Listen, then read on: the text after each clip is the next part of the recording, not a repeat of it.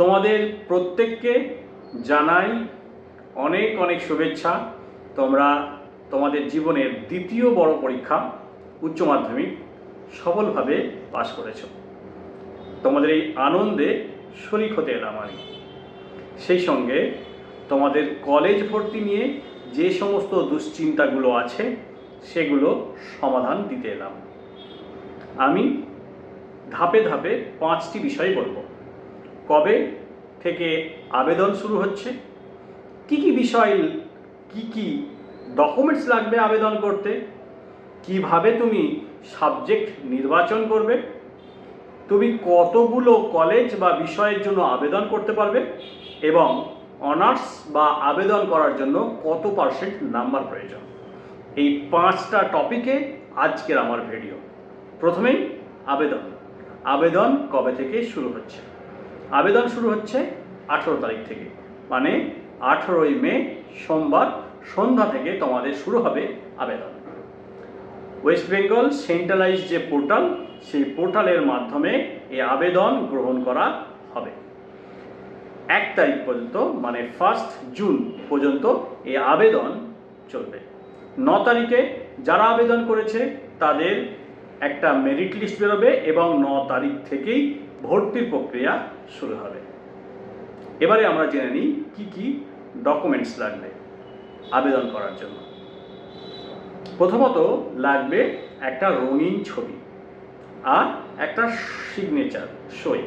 তুমি যেখান থেকে করবে, যে সাইবার ক্যাফেতে যাবে বা যেখান থেকে করবে সেখানেই এই ব্যবস্থাটা থাকবে, বা তুমিও একটা বাড়ি থেকে সাদা কাগজে তোমার সিগনেচারটা করে নিয়ে যেতে পারো। সেই সঙ্গে লাগবে 12-এর রেজিস্ট্রেশন, 12-এর মার্কশিট, ব্যাংকের পাসবই, আধার কার্ড, জন্মের প্রমাণ হিসাবে মাধ্যমিকের অ্যাডমিট। এই ডকুমেন্টসগুলো নিয়ে তুমি অনলাইনের ফর্ম ফিল আপ করতে বসবে। এবারে আসি বিষয় নির্বাচন। কি বিষয় থাকবে, কি বিষয় নিয়ে পড়বে। তুমি যে কোনো বিষয় নিতে পারো, তোমার যেটা পড়তে ভালো লাগে সেই বিষয় তুমি নির্বাচন করবে। তবে যারা অনার্স করবে তাদের একটা মেজর সাবজেক্ট আর 2টো মাইনর সাবজেক্ট পছন্দ করতে হবে। ধরো তুমি ইংলিশে অনার্স করতে চাও, অর্থাৎ তোমার ইংলিশটা হবে মেজর সাবজেক্ট, সেই সঙ্গে পাশে 2টো সাবজেক্ট রাখতে হবে। এই পাশের 2টো সাবজেক্টকে বলা হয় মাইনর সাবজেক্ট। তবে বিভিন্ন কলেজের সাবজেক্ট কম্বিনেশন একটু আলাদা, ভালো করে দেখে নেবে তুমি কোন কোন সাবজেক্ট মেজরে আর কোন সাবজেক্ট মাইনরে রাখতে চাইছো। তোমরা যারা পাশে পড়বে এমডিসি, তাদের জন্য 2টো মেজর সাবজেক্ট আর একটা মাইনর সাবজেক্ট। ধরো তুমি ইতিহাস আর রাষ্ট্রবিজ্ঞান নিলে মেজর, তাহলে ইতিহাস, শিক্ষাবিজ্ঞান বা অন্য কোনো সাবজেক্ট তোমাকে মাইনরে নিতে হবে। এখন প্রশ্ন উঠবে, তাহলে যেহেতু মেন সাবজেক্ট, মেজর সাবজেক্ট পাশে 2টো পড়তে হচ্ছে আর অনার্সে একটা পড়তে হচ্ছে, তাহলে কি পাশের গুরুত্ব বেশি? মোটেও নয়, অনার্সের গুরুত্ব বেশি। অনার্সে তুমি যে একটা মেজর সাবজেক্ট নিচ্ছ সেই সাবজেক্টে তোমাকে ডিটেলস পড়তে হবে।